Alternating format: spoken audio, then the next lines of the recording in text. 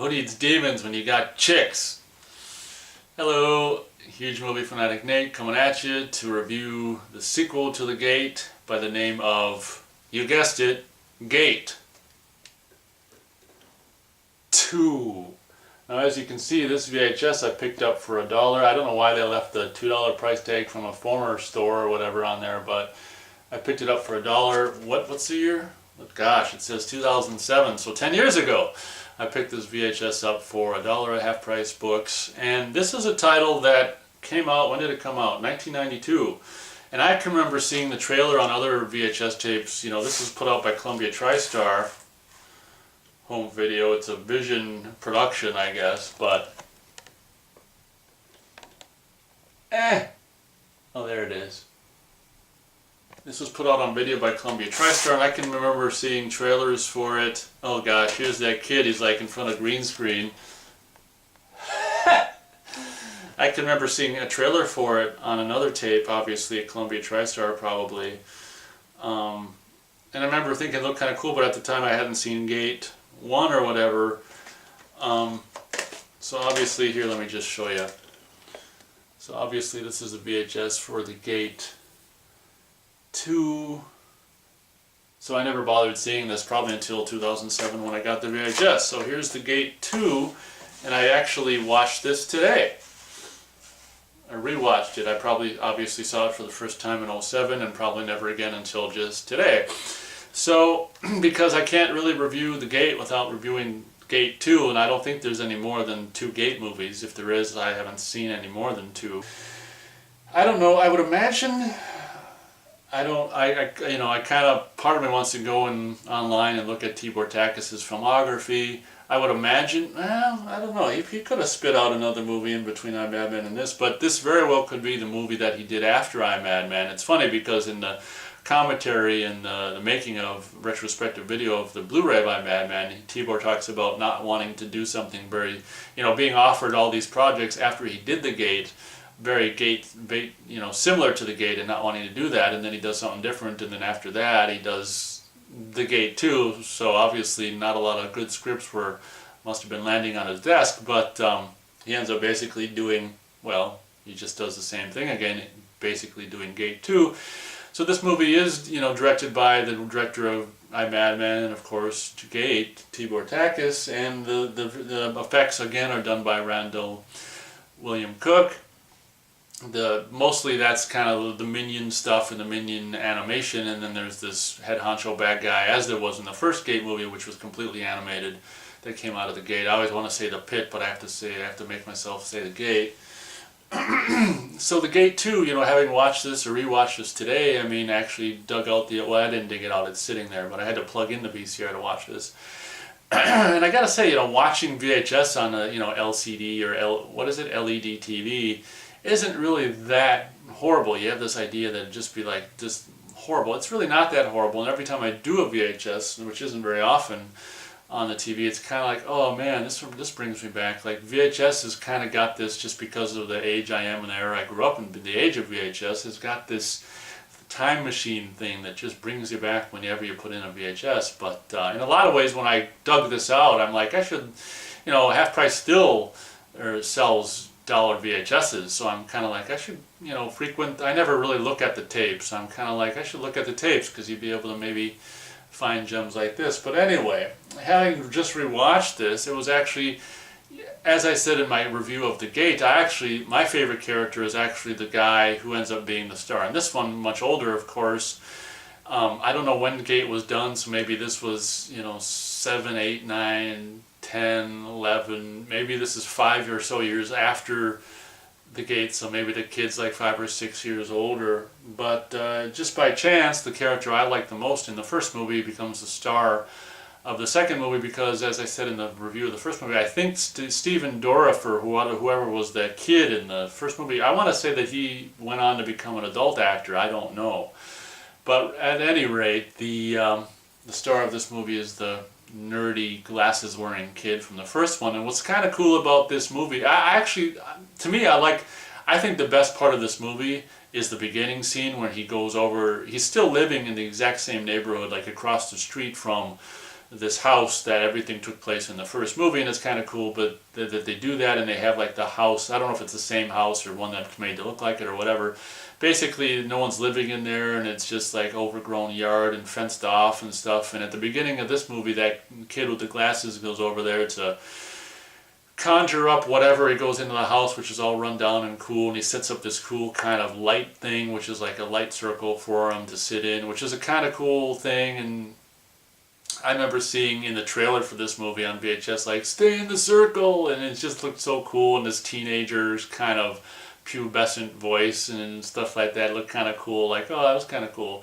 And what I love about the beginning of this movie, and it happens later on, is he puts on this like wizard cape, and it kind of harkens back to that character from Nightmare on Elm Street 3, you know, in the wheelchair. I thought that was really cool. I kind of like the beginning of this movie when he goes in there into the house by himself to conjure up whatever, wearing his like wizard cape, and has all this computer shit he sets up, and this little light circle and stuff like that, which was not a circle, it's more of a whatever, square, or, you know, maybe a 5-sided whatever. But anyway, he calls it a circle, this light square / circle thing, and whatever. So I kind of, when I watched it today, I'm like, wow, this is kind of cool. Maybe this is better than the first movie. But unfortunately, it kind of just goes downhill after that, in my opinion. Basically, then you're kind of wondering, like, why the hell is this kid doing this? Like, you know, after all the shit that went bad in the first movie. Well, it's kind of ends up being really kind of a competent reason for the sequel, which was, you know, which was kind of started in the first movie, which was, you know, we did find out that this character, who's the star of the second movie's mom, had died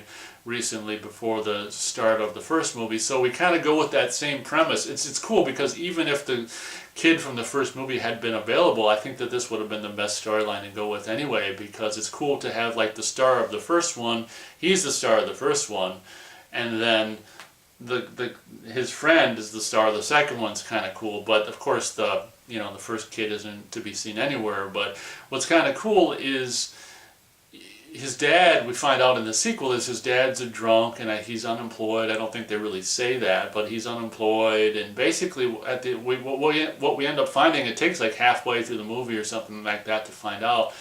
Because one would ask, why the hell does this kid want to conjure up all this shit just to bring hell on earth or whatever?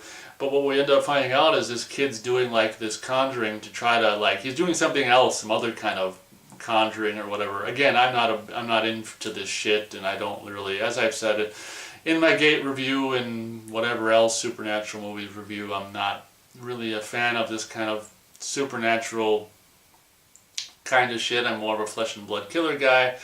But the whole reason for him doing this is trying to conjure up like wishes or whatever, doing the spell that to make wishes, because his wish is to get his dad, I don't know, a job and back on track, because after the death of his wife, I mean, or whatever, presumably they were married, or regardless, the kid's mom, dad's girlfriend, I'll just say wife,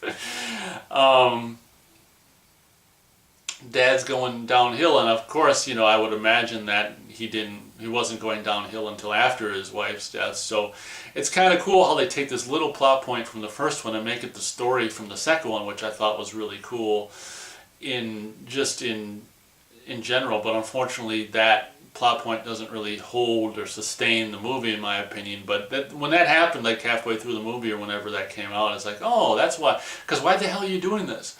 You know, I was just bored, but that's actually a good reason, because, you know, we find out that he's just doing all this stuff to try to conjure up a wish to make his dad, you know, come out of his funk, out of his drunk funk. He's a drunk, he's jobless and stuff like that. And basically this, what ends up happening at the beginning scene, the scene I probably like the best in the whole movie, is he's alone, and then he ends up trying to conjure up whatever, and you see these shadows, and of course they, you know, watching it, they're just people. They'll turn out to be people, which they do. This kind of cute girl and her boyfriend and this hanger-on-her guy, like of her boyfriend's hanger-on-her guy, and they end up participating in the wishes, and they all make a wish, and the kid gets his wish. Where what ends up happening is the wishes are kind of only good for a little while, and then they turn to shit, as we'll find out later.